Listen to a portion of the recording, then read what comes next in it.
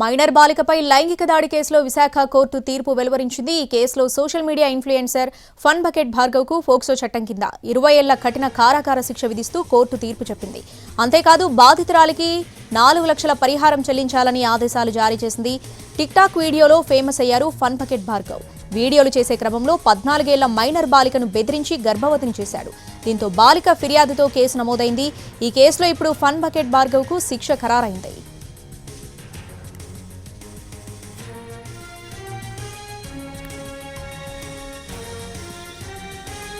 Minor బాలికపై లైంగిక దాడి కేసులో విశాఖ కోర్టు తీర్పు వెలువరించింది. దీనికి సంబంధించి పూర్తి అప్డేట్స్ మా ప్రతినిధి చిరంజీవి అందిస్తారు. చిరంజీవి,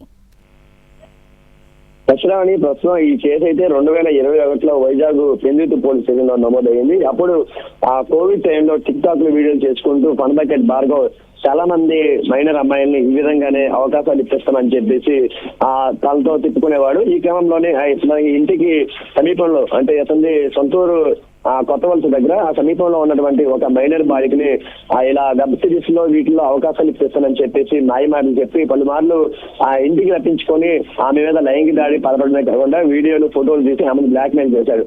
తర్వాత ఆమె గర్భం కూడా దాల్చడం జరిగింది. ఈ విషయం వెలుగులోకి వచ్చిన తర్వాత అప్పటి దిశ ఏసీపీ ప్రేమ్ కాజల్ ఈ కేసును టేకప్ చేసి తర్వాత కేసు కూడా నమోదు చేయడం జరిగింది.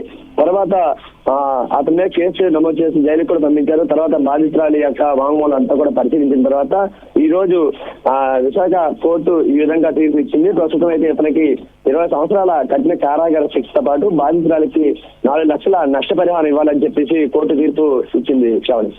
Right Chiranjeevi, thanks for the updates.